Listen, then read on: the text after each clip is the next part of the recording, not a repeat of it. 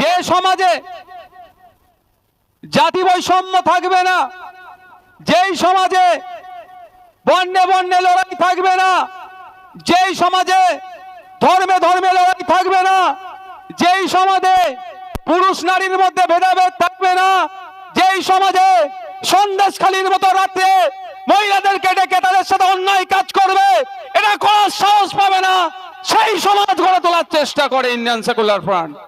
ওই জন্যই তো ভয় পাচ্ছে, ওই জন্যই তো আতঙ্কিত হচ্ছে।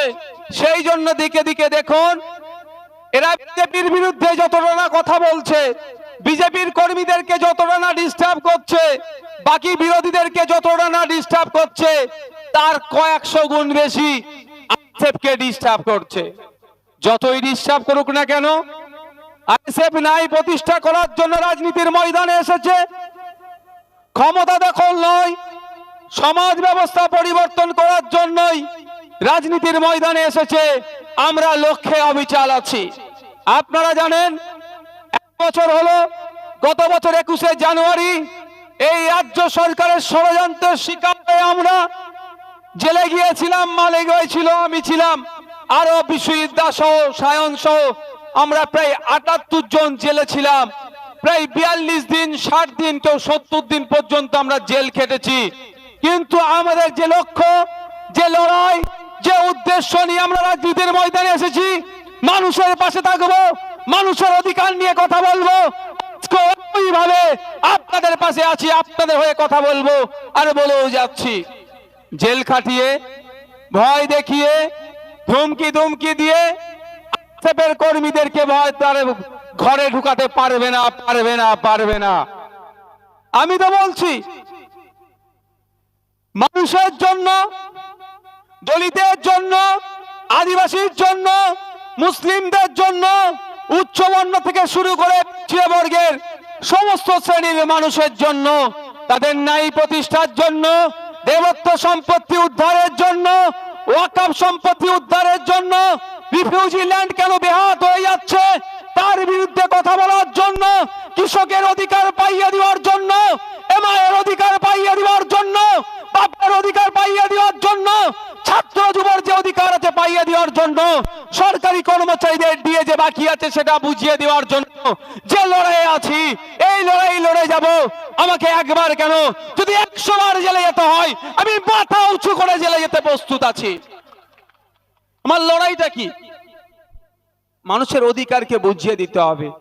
আজকে আপনারা এখানে দেখবেন, অনেক নিরাপত্তার জন্য আমাদের সিভিক ভাইকে দিয়েছে, অনেক পুলিশের ভাইয়েরা আছে, তাদের দুর্দশার কথা কিন্তু আমরা অনেকে ভাবি না। কিন্তু তারা আমাদের পরিবারের একজন, তারা আমাদের পরিবারের বাইরে নয়। আমাদের যে সিভিক ভাইয়েরা আছে, মাত্র 9000 টাকার মাইনে তাদেরকে চাকরি করায়। তারা কোনো অংশে একটা কনস্টেবলের থেকেও, এএসআই এর থেকেও কোনো অংশে তারা কম ডিউটি করে না। উপরন্ত দেখতে গেলে তারা অনেক সময় অন্য পুলিশের থেকেও বেশি ডিউটি করে দিচ্ছে, কিন্তু মাত্র 9000 টাকা মাইনে। মাইনে বাড়ানোর জন্য আমি দীর্ঘদিন দীর্ঘ জায়গায় এই আপনাদের মতো মানুষকে সামনে নিয়ে আপনাদেরকে বলে যে মাইনে বাড়াতে আপনাদেরকে আওয়াজ তুলতে বলেছিলাম। আপনারা আমাদের সাথে সাথ দিয়ে আওয়াজ তুলেছিলেন। ফলে কি দেখলাম, এই বাজেট সেশনে 2024-25 অর্থবর্ষে সিভিক ভলেন্টিয়ারদের মাত্র 1000 টাকা মাইনে বেড়েছে। আমরা আওয়াজ তুলবো, 1000 টাকা মাইনে বাড়ালে হবে না। যে কাজ করছে একটা পুলিশের থেকেও কোনো অংশে কাজ করছে না, সব কাজে তাদের সম মাইনে দিতে হবে, এই কাজ আমরা তুলে যাব। যে 1000 টাকা বেড়েছে, 1000 টাকা বেড়ে এখন 10,000 টাকা মতো হয়েছে।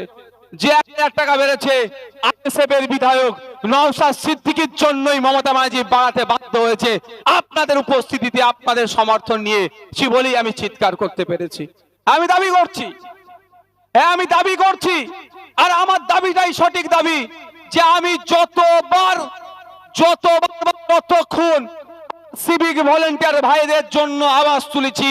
রাজ্যের আর কোন দল নয়, রাজনৈতিক দল নয়, তাদের জন্য এতবার এতক্ষণ কথা বলেছে। মমতা ব্যানার্জি বাধ্য হয়েও মাত্র 1000 টাকা বাড়িয়েছে, কিন্তু সেটাও বাড়াতে বাধ্য করিয়েছে আইএসএফ। এটাই আইএসএফ। আজকে এখানে যারা সরকারি কর্মচারী আছেন, পুলিশ ভাইয়েরা আছেন, তাদের হকের প্রাপ্য, তাদের ন্যায্য পাওনা, তাদের ডিএ পাচ্ছে না। আর আজকের যে অপদার্থ রাজ্য সরকার চলছে, 2021 সালে 2011 সালের ক্ষমতায় আসার আগে তারা বলেছিলেন, এই মমতা ব্যানার্জি মহাশয় বলেছিলেন যে রাজ্য সরকার কেন্দ্রীয় সমাহারে ডিএ দিতে পারে না, তার ক্ষমতা থাকায় সে যোগ্যতা থাকে না, তা রাখে না, অর্থাৎ তাকে ক্ষমতা থেকে ছেড়ে দেওয়া দরকার। আর 2024 আমরা এসে দাঁড়িয়েছি।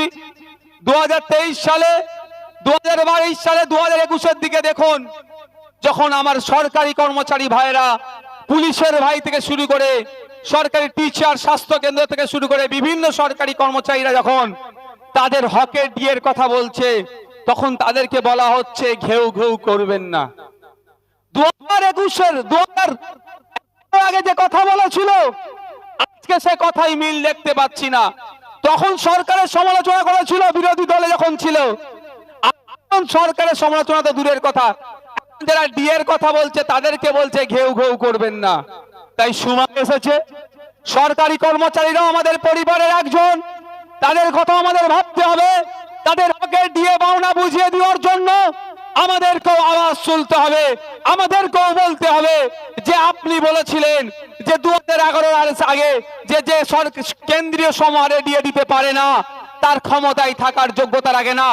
আজকের দিনে আমরা এই রমজাননগরের পার্শ্ববর্তী ময়দান থেকে, গাজীপুর, রমজাননগর গাজীপুর থেকে আমরা আওয়াজ তুলবো যে আপনি যদি কেন্দ্রীয় সমাহারে ডিএ দিতে না পারেন, আপনিও সরকারে থাকার যোগ্যতা রাখেন না, আপনিও পদত্যাগ করুন।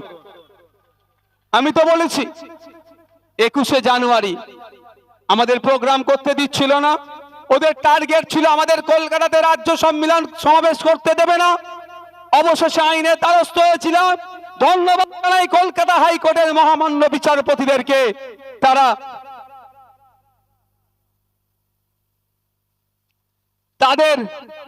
তাদেরকে মহামান্য বিচারপতিদেরকে ধন্যবাদ জানাই।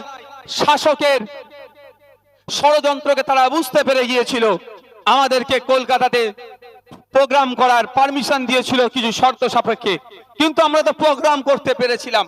ওই প্রোগ্রামের স্থল থেকে আমি রাজ্য সরকারকে বলেছিলাম, আমরা যখন মায়েদের কথা বলি যে মায়েরা ট্রিটমেন্ট নিতে গেলে, সন্তান প্রসবের দরকার হলে ছুটে যেতে হচ্ছে কোথায়? ডায়মন্ড হারবারে। এখান থেকে ডায়মন্ড হারবারে এতটা জার্নি করে যাচ্ছে, মায়ের সন্তান প্রসব, বোনের সন্তান প্রসবের সময় কতটা যন্ত্রণা, কতটা কষ্ট হয়, মা সমাজ ছাড়া, মায়েরা ছাড়া কেউ দ্বিতীয় বলতে পারবে না। আমরা সে অর্থে বলতে পারবো না, যাদের কষ্ট তারা সব থেকে বেশি বলতে পারবে। আমরা যখন বলি ব্লক হসপিটালগুলোকে উন্নত মানের করা হোক, মায়েরা তাদের ট্রিটমেন্ট নিতে গেলে ব্লক হসপিটালেই যাতে পেয়ে যায় তার ব্যবস্থা করা হোক, সেখানে ডক্টর দেওয়া হোক, সেখানে নার্স দেওয়া হোক, সেখানে মেডিসিন দেওয়া হোক, মেডিকেল ইকুইপমেন্ট ওখানে দেওয়া হোক, তখনই বলে রাজ্যের অর্থনৈতিক অবস্থা ভালো নয়। আমরা যখন বলি আমার কৃষক ভাইয়ের যে অধিকার সেটা বুঝিয়ে দেওয়া হোক, আমার সরকারি কর্মচারীদের ডিএটা বুঝিয়ে দেওয়া হোক, সমকাজে সমবেতন দেওয়া হোক, এমএসকে এসএসকে মাদ্রাসার টিচারদের রাজ্যের মুখ্যমন্ত্রী যে তাদেরকে নিয়ে নাটক করছে, তার বিরোধিতা যখন করি, ইন্সপেকশন করে একাধিকবার হয়ে যাওয়ার পরেও তাদের ফাইল এখনো ছাড়ছে না।